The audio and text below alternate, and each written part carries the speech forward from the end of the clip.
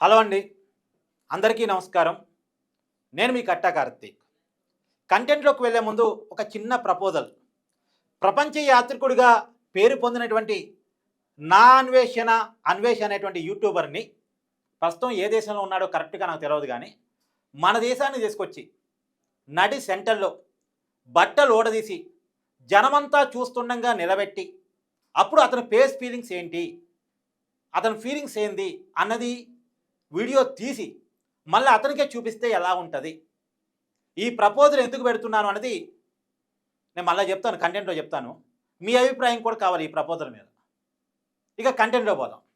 కంటెంట్లో పోయినప్పుడు ఈ ప్రపోజల్ ఎందుకు పెట్టాను కూడా ఇప్పుడు ఈ కంటెంట్లో చెప్తాను. ఇప్పుడు ఇతను మాట్లాడినటువంటి మాటలు, చేసిన వీడియో పెద్ద వివాదంగా మారింది. హిందువుల మనోభావాన్ని కించపరిచాడు అనేటువంటిది ఇతని మీద కేసులు కూడా నమోదవుతున్నాయి. కరాటే కళ్యాణి లాంటి వాళ్ళు కేసులు పెట్టడానికి సిద్ధమవుతున్నట్టుగా నాకున్న సమాచారం.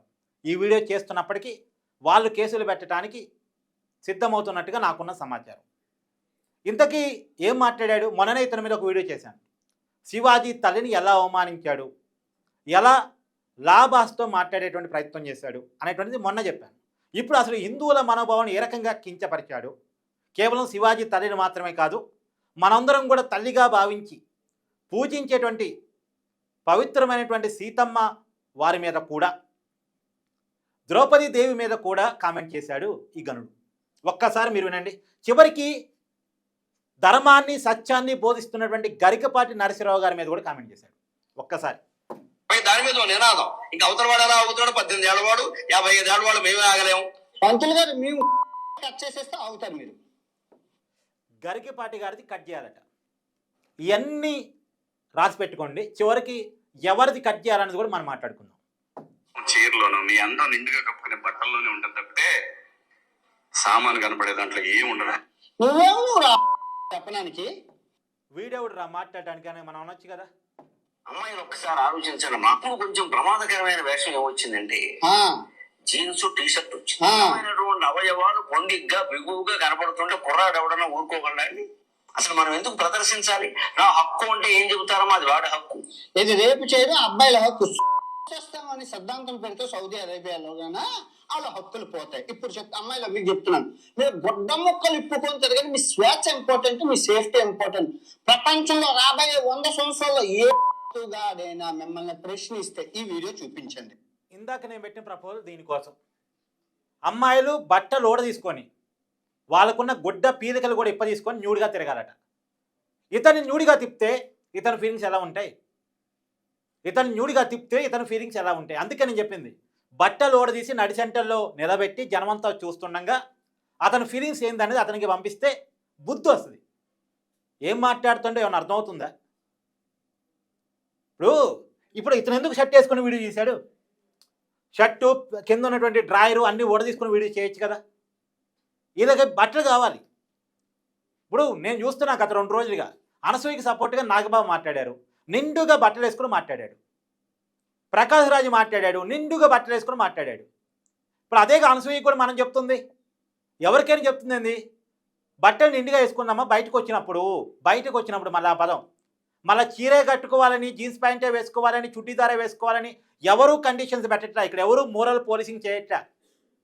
కేవలం బట్టలు వేసుకోమంటున్నారు. అది కేవలం ఆడవాళ్ళకి కాదు, మగవాళ్ళకి కూడా.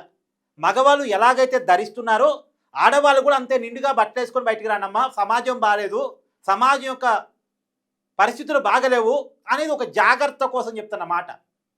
అది అర్థం కాదు ఈ కామన్ సెన్స్ లేనివాడికి కాదు, ఎవరికి అర్థం కాదు. చర్చని తప్పుదో పట్టిస్తున్నారు. మహిళలకి సపోర్ట్ చేస్తున్నాం అనే పేరుతోటి మహిళలకి అవమానిస్తున్నారు.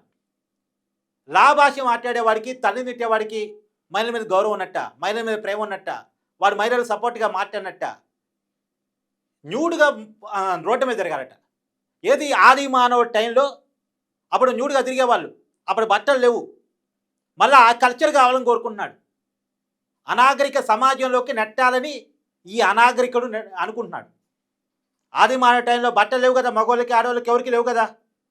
అప్పుడున్నటువంటి సమాజంలో మళ్ళా ఆ పరిస్థితుల్లోకి మనిషిని తీసుకువెళ్ళాలని అనుకుంటున్నాడు. ఎప్పుడైనా మీరు ఒకసారి ఆలోచించారా?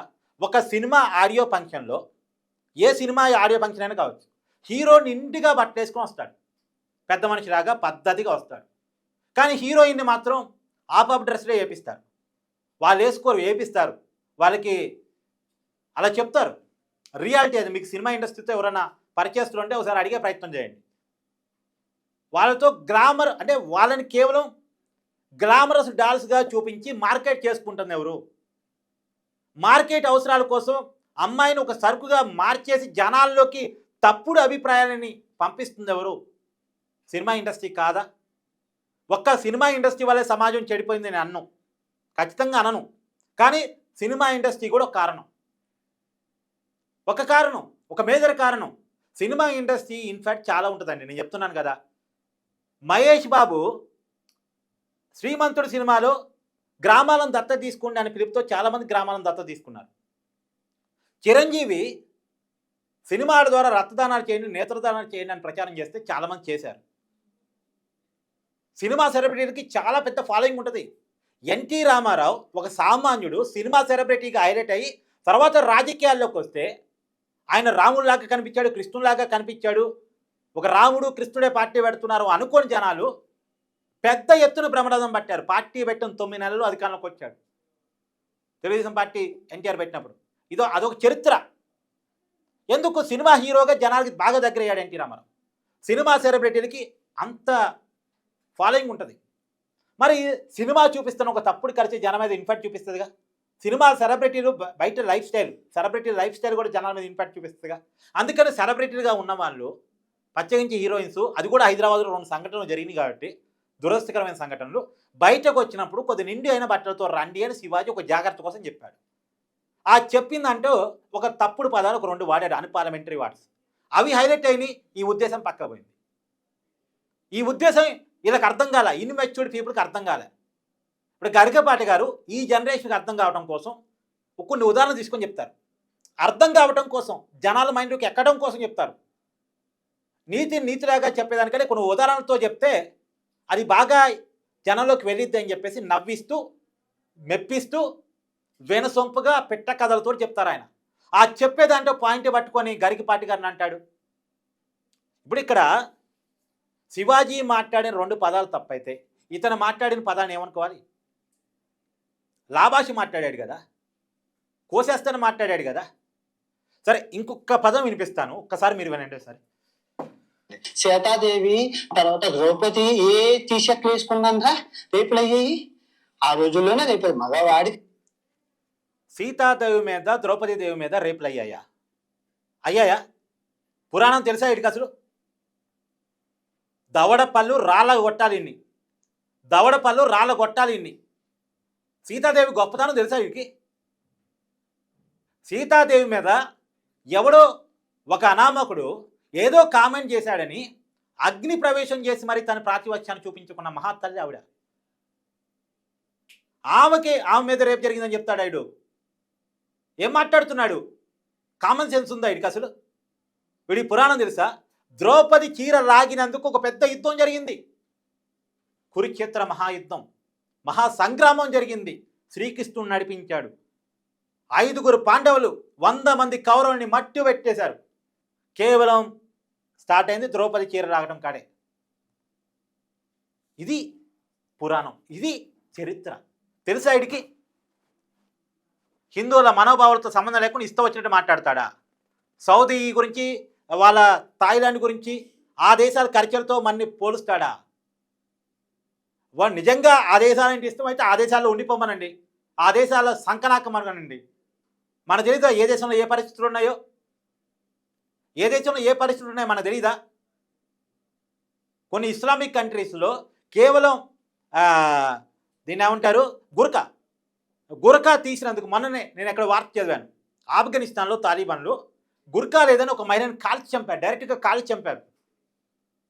పాకిస్తాన్లో అయితే ఒక మహిళని ఆమె సరిగా బట్టలు వేసుకోలేదనే కారణం చేత జుట్టు పట్టుకొని నడి రోడ్డు మీద జనమంతా చూస్తుండగా స్టేషన్కి లాక్కొని పోయారు.